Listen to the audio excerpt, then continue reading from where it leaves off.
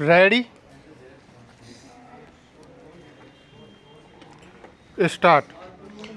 भाषा हमारी शालीनता और व्यक्तित्व की परिभाषा है। स्टॉप। भाषा हमारी संस्कृति संस्कार और उन्नति की मूल है। स्टॉप।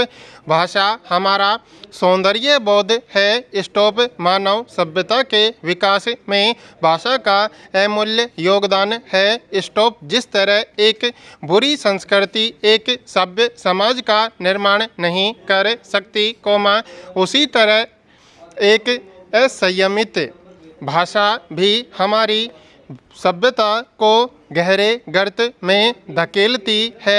स्टॉप। एक अच्छी भाषा हमारा संस्कार होती है। स्टॉप। जिस तरह हमें जीने के लिए वायु की ज़रूरत होती है, उसी तरह जीवन की गतिशीलता और सार्वभौमिक विकास के लिए अच्छी भाषा की आवश्यकता होती है। स्टॉप। हमारे पास दुनिया की समस्त आधुनिक सुविधाएं भले हों, लेकिन भाषा के अभाव में जीवन दर्शन बेमतलब है। स्टॉप। राष्ट्र के निर्माण के लिए एक संस्कारित भाषा का होना आवश्यक है। स्टॉप। भाषा हमारे व्यक्तित्व का दर्पण है। स्टॉप। जब हम ओजपूर्ण शैली में बोलते हैं, तो हमारी भाषा हमारे व्यक्तित्व को विशिष्ट बनाती है।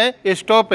आचार्य रामचंद्र शुक्ल ने भाषा को संस्कृति और समाज का दर्पण माना। स्टॉप। भाषा में शालीनता और शिष्टता समाज के नैतिक मूल्यों को दर्शाती है। स्टॉप। उनके अनुसार, भाषा का प्रयोग ऐसा होना चाहिए जो विचारों को स्पष्ट और प्रभावी ढंग से व्यक्त करे, लेकिन साथ ही वह दूसरों के प्रति सम्मान और संवेदनशीलता को बनाए रखे। स्टॉप। प्राचीन भारतीय दार्शनिक पाणि भर्तृहरि ने संस्कृत व्याकरण और दर्शन में भाषा को विश्व की समझ और आध्यात्मिक चेतना का माध्यम माना। स्टॉप। भर्तृहरि ने शब्द सिद्धांत में कहा कि भाषा और चेतना अभिन्न हैं। स्टॉप। विदेशी विद्वान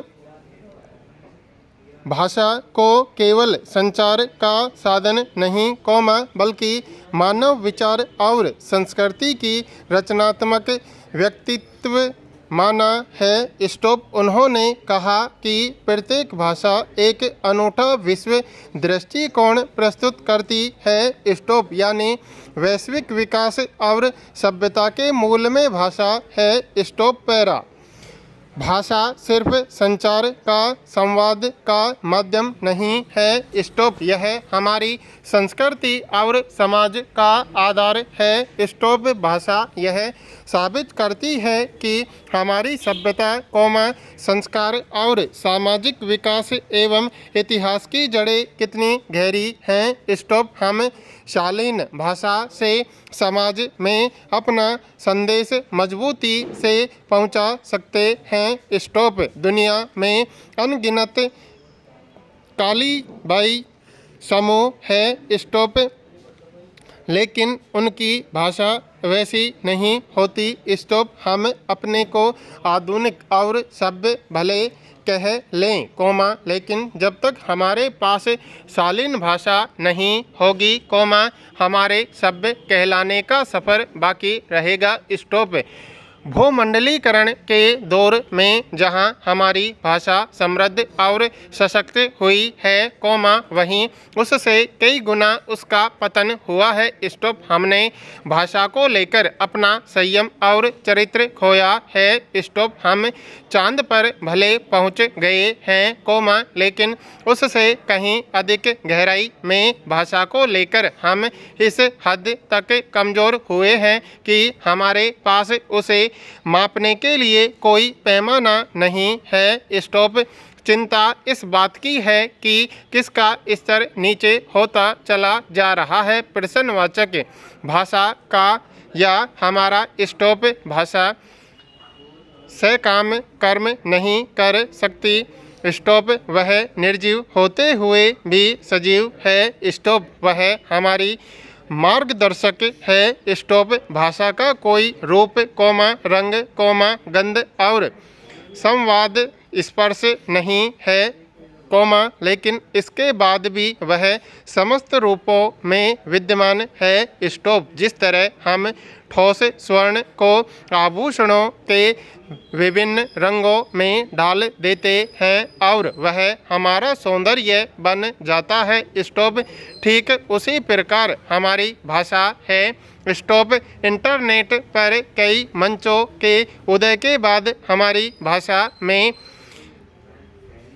भदेसपन बढ़ा है। स्टॉप हमने वैचारिकता और जय पराजय के चौसर पर भाषा को महत्व देना बंद कर दिया है। स्टॉप दूसरी ओर सोशल मीडिया ने आग में घी का काम किया है। स्टॉप हम भाषा को लगातार अपमानित कर रहे हैं। स्टॉप जबकि सच बात यह है कि भाषा कमज़ोर नहीं हो रही, हमारा खोखलापन सामने आ रहा है। स्टॉप विशिष्टता की होड़ में हमने अपनी शिष्टता को दांव पर लगा दिया है। स्टॉप भाषा हमारी रीढ़ है। स्टॉप यह हमारी शालीनता, सभ्यता, संस्कार, नैतिकता, एकता और अखंडता है। स्टॉप अगर किसी की भाषा मर्यादित है तो निश्चित रूप से उसका जीवन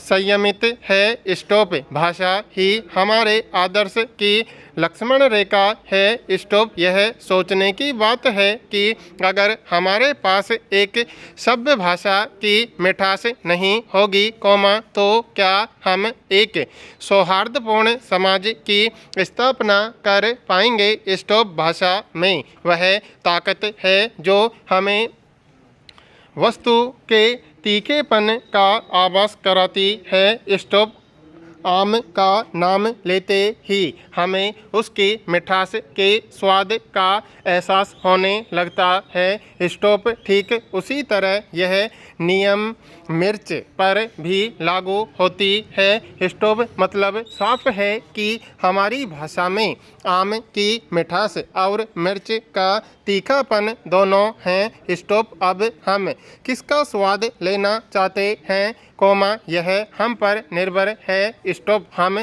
सभ्यता के कई आयाम तय कर चुके हैं। स्टॉप भाषा के तकनीकी विकास को लेकर भी हमने नई दिशा तय की है।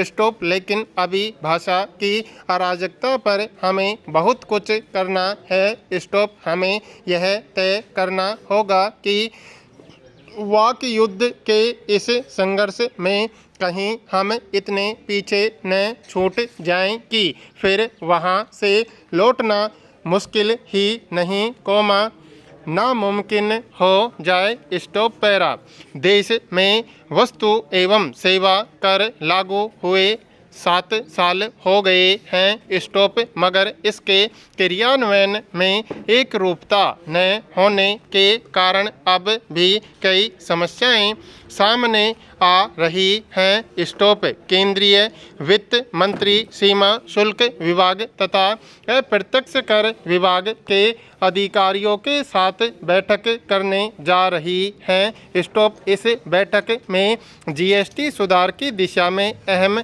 माना जा रहा है। स्टॉप अब तक समय समय पर जीएसटी परिषद की बैठकों में अनेक संशोधन और दरों में बदलाव किए गए हैं। स्टॉप 5, 12, 18 और 28% की विभिन्न दरें लागू हैं। स्टॉप ये आम लोगों व व्यापारियों के लिए असुविधाजनक है। स्टॉप सरकार को चाहिए कि जीएसटी की 2 श्रेणियां बनाई जाएं और इसे आवश्यक वस्तुओं और अन्य वस्तुओं तक सीमित किया जाए। स्टॉप विलासिता दर को भी कम करना उचित होगा, ताकि जनता को भी लाभ मिले और कर संग्रह में भी बढ़ोतरी हो। स्टॉप करो में संतुलन जरूरी है। Stop para.